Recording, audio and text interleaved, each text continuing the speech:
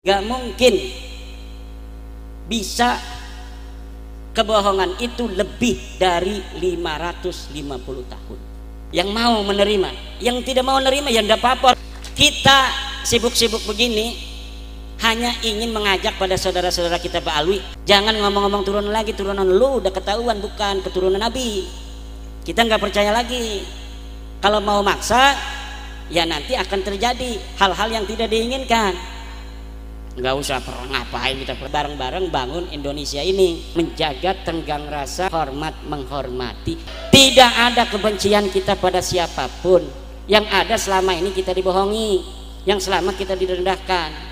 Kalau ada yang masih mau direndahkan monggo, tapi saya dan siapa yang bersama saya nggak mau lagi direndahin, karena ternyata nasab kita lebih bagus daripada nasab ente. Lur aneh bikin Borobudur, lur ente bikin apa coba? Kagak ada. Coba lihat di sana paling makam-makam palsu. Baklawi kesini abad 18-19, kenapa sekarang ada makam di situ? Seluruh perang di Yaman nggak ada beritanya dia ikut perang. Tapi setelah perang nanti nulis. Ini keluarga Al-Qatiri perang dengan keluarga Al-Kuwaiti, yang menjadi penengahnya, pendamainya adalah Al-Habib Anu bin Anu. Begitu nulisnya. Assalamualaikum warahmatullahi wabarakatuh. Selamat datang guys di channel Diam Saudara. Yana rusdu minal ghai. Telah jelas yang baik dan yang buruk, telah jelas sekarang mana yang benar, mana yang salah. Nasab mereka tidak terverifikasi. Nasab mereka bertentangan dengan kebenaran kitab-kitab nasab. Yang kedua, nasab mereka bertentangan dengan kebenaran tes DNA. Ini yang sulit dibantah ini, qot'i ini. Dan mereka ini sudah tes DNA. Tes DNA-nya hasilnya mereka bukan keturunan Nabi. Karena haplogrupnya Ba'alwi Kabib ini bukan J1 tapi G. Mana G itu? Bukan orang Arab, bukan turunan Nabi Ibrahim, tapi orang Kaukasus yang ada di Asia Tengah. Itu negeri di mana dulu Ya'juj Ma'juj aja di situ. Nggak percaya ini Kiai Nur Khalis, masya Allahnya nggak percaya ini. Lihat di YouTube. Karena sebelum isu nasab masalah Ba'alwi ini booming, itu ada juga isu nasab tentang Yahudi Khazar. Yahudi Khazar itu haplogrupnya G kebanyakan. Itu sebelum booming masalah nasab Ba'alwi, itu dunia digegerkan oleh terbongkarnya nasab Yahudi Israel. Ternyata Yahudi Israel yang selama ini mengaku turunan Nabi Ibrahim, dengan ada tes DNA ini terbongkar bahwa Yahudi Israel bukan turunan Nabi Ibrahim tapi turunan Yahudi Khazar. Eta masalah nama sudah terbukti tahun 2010-an. Itu orang-orang Yahudi yang sekarang ngaku dia ada di Palestina ini sebagai keturunan Ibrahim. Saya kembali ke tanah Palestina karena Palestina ini adalah tanah kami, tanah leluhur kami, Nabi Ibrahim alaihissalam. Setelah dites DNA, itu orang-orang Israel DNA-nya G.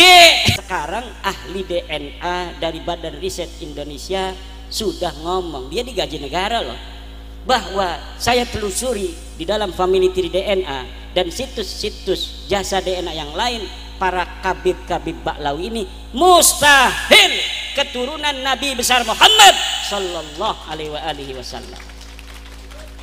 Mustahil mereka itu cucu Nabi, anak turunan Kanjeng Nabi Muhammad sallallahu alaihi wasallam. Karena mereka mah ilmu pengetahuan sains yang empiris yang dapat dibuktikan.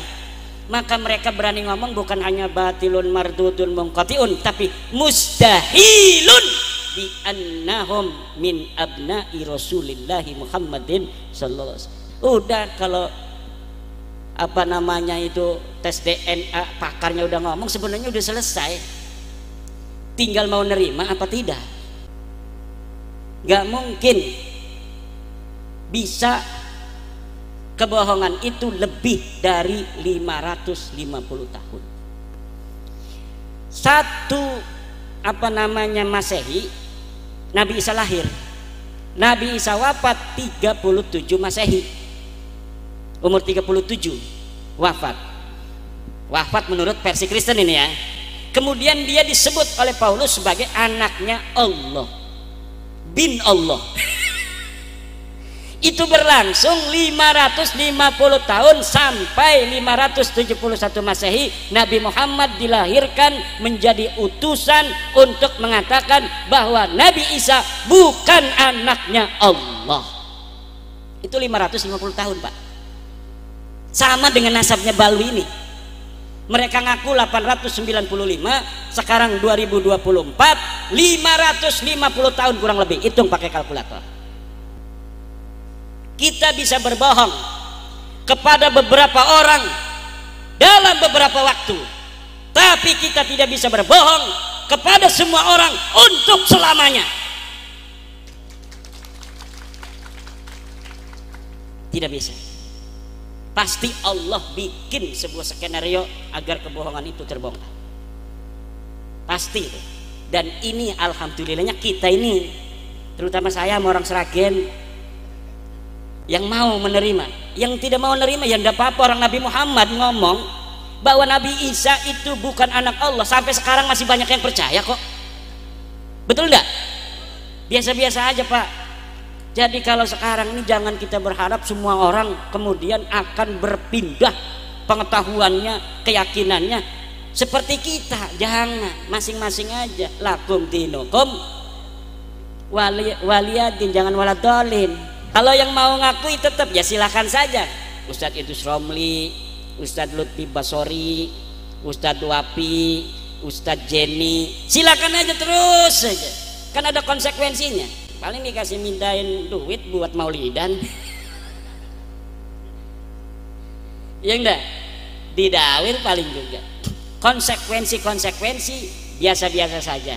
Jadi kita berbeda itu biasa. Yang nggak biasa, kalau ada yang nggak percaya jangan marah, itu aja.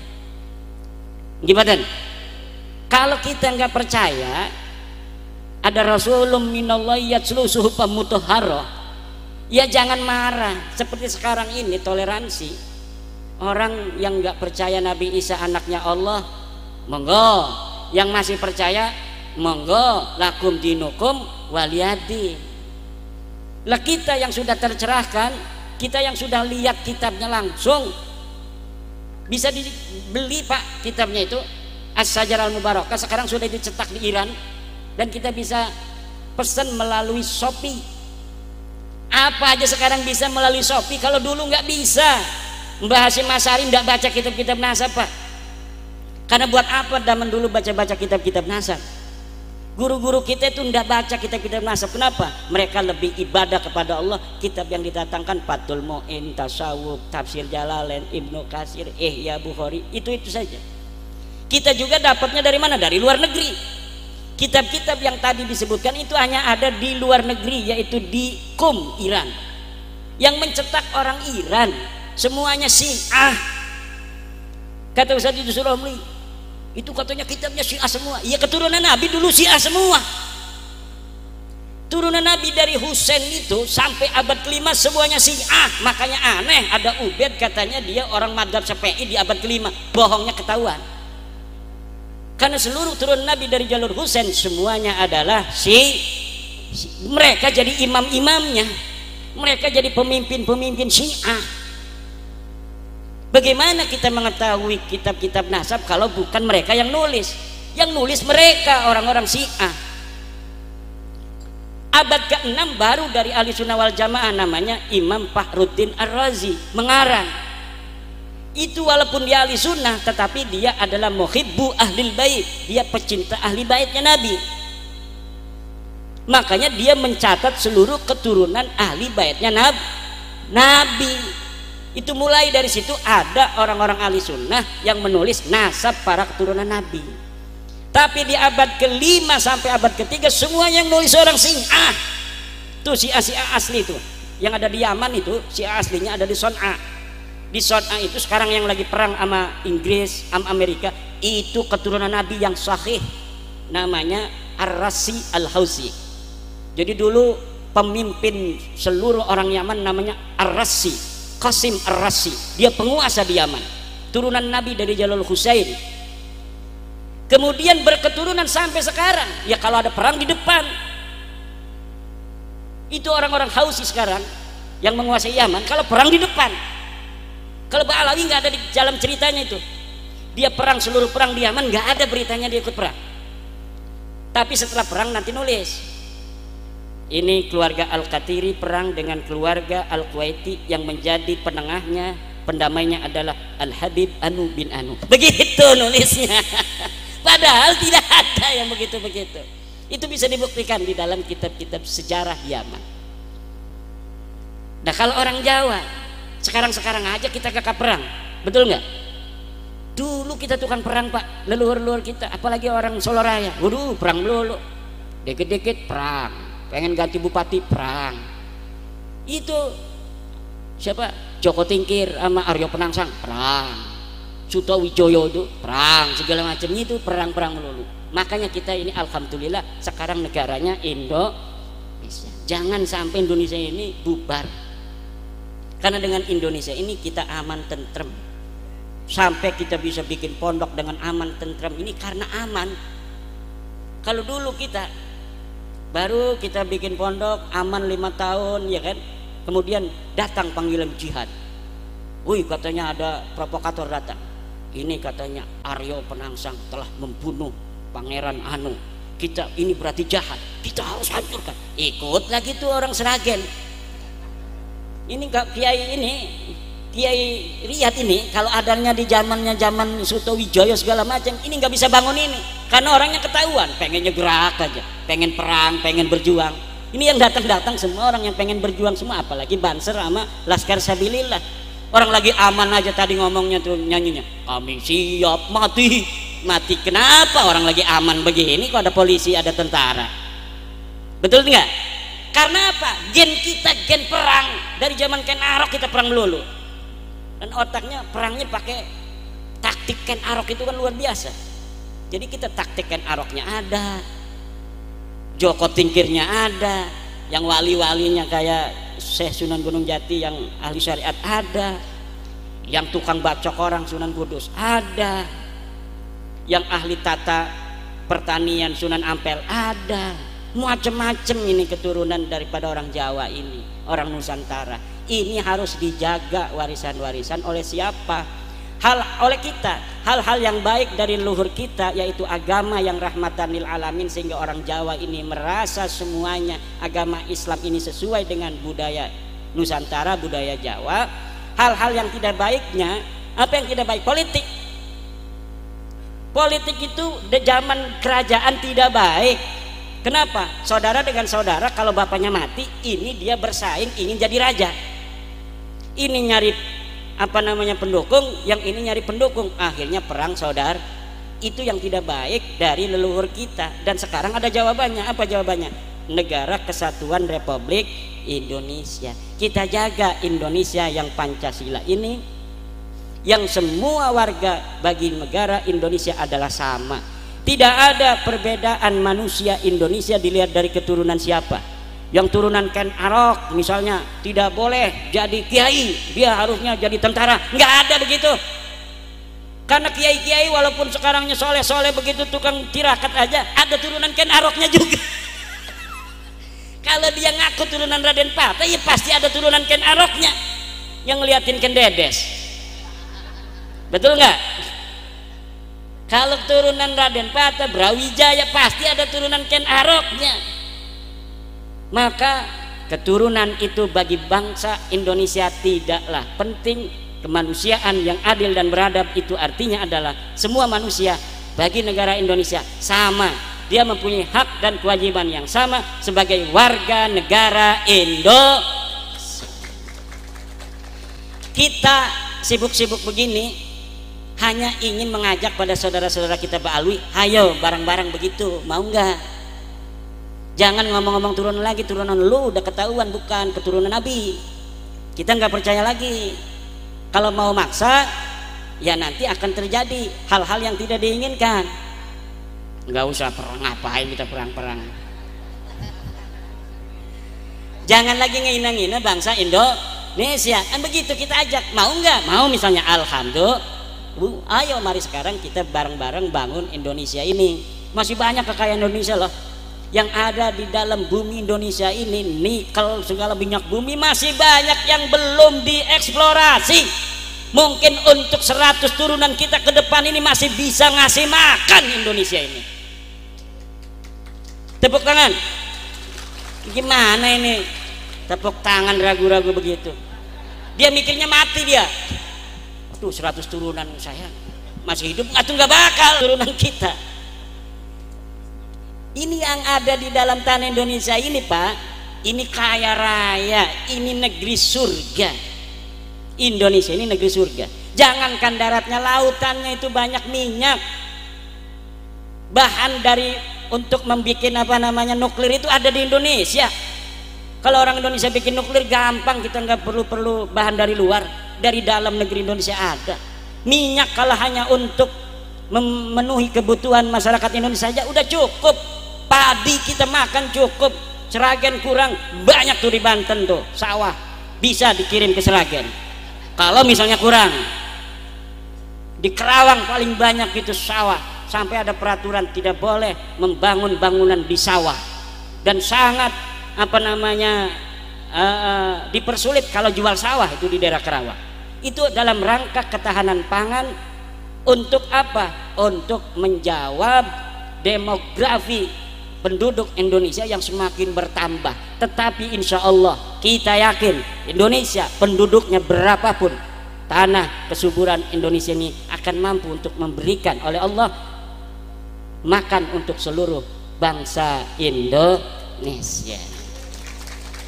Kalau ada bangsa lain yang mau ikut di sini, silahkan, monggo, sesuai dengan peraturan Negara Kesatuan Republik Indonesia yang sudah menjadi warga negara Indonesia. Tetapi yuk bareng-bareng kita menjaga tenggang rasa, saling harga menghargai, hormat menghormati. Itu saja, betul tidak? Tidak ada kebencian kita pada siapapun. Yang ada selama ini kita dibohongi, yang selama kita direndahkan. Kalau ada yang masih mau direndahkan, monggo. Tapi saya dan siapa yang bersama saya nggak mau lagi direndahin, karena ternyata nasab kita lebih bagus daripada nasab ente. Ente banggain nasab, ternyata nasab aneh lebih hebat dari nasab ente. Nasab kita raja-raja di Nusantara, nasab ente nggak ada. Saya lihat kagak ada apa-apanya. Mi'raj 70 kali bohong, nggak terbukti. Katanya mustahid, kagak ada. Lah keluarga saya ada yang menjadi Sayyidu Ulama'il Hijaz, Syekh Nawawi Tenara, ratusan buku dikarang. Orang Indonesia siapa yang ada di Jogja, Solo, leluhurnya bisa bikin Candi Borobudur, Candi Prambanan, Candi Saujan apa itu, Candi Cetok dan lain sebagainya. Itu susah tuh bikin begitu tuh. Kiai Riyad jangan sembarangan tuh. Kiai Riyad bisa bikinnya musola begitu doang, dari batu dong kayak leluhur kita. Mana ukiran-ukirannya tuh? Nggak ada. Kita sekarang kalah sama leluhur kita. Leluhur kita ini luar biasa, bukan hanya raja tapi dia ahli pahat-pahatan. Kita bukan mahatin batu-batu supaya indah, cuma ngejaga saja Borobudur sampai ada yang ngebom tahun 80-an tuh.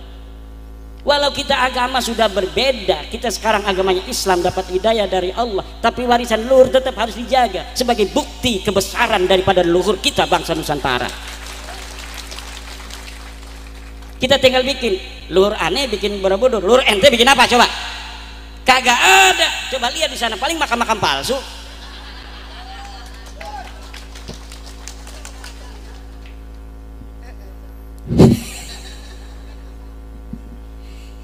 Bukan bikin sejarah, bikin masalah.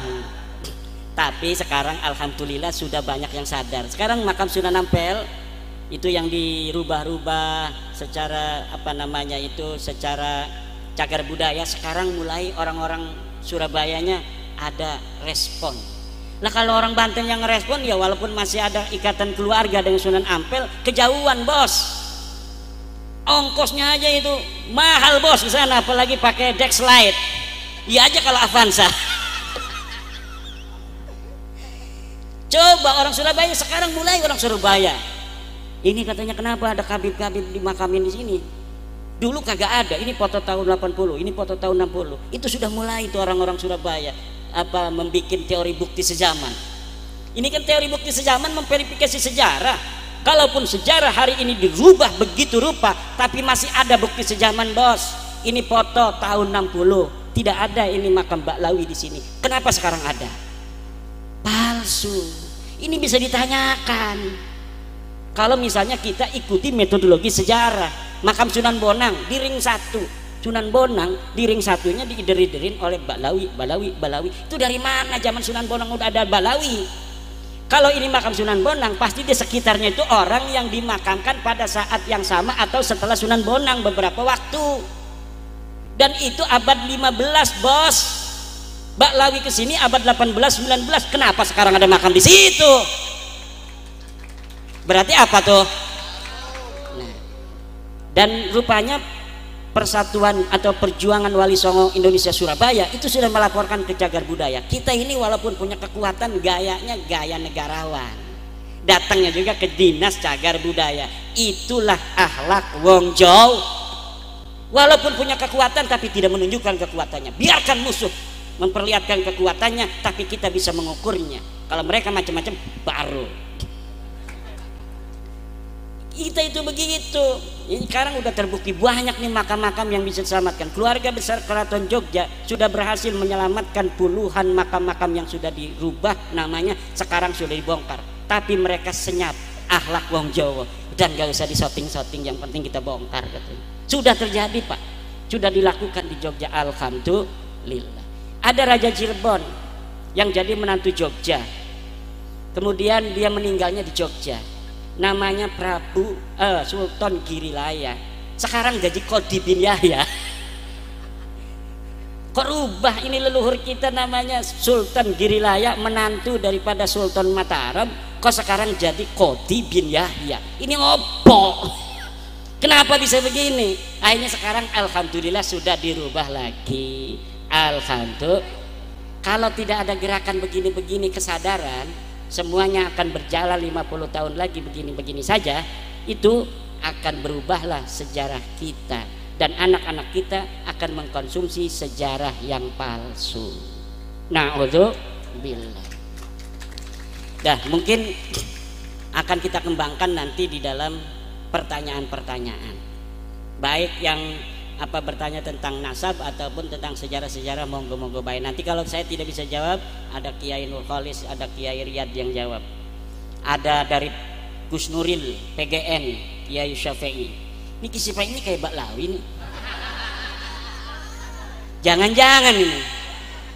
Coba. Sementara wallahu wal muwaffiq ila aqwamit thoriq. Assalamualaikum.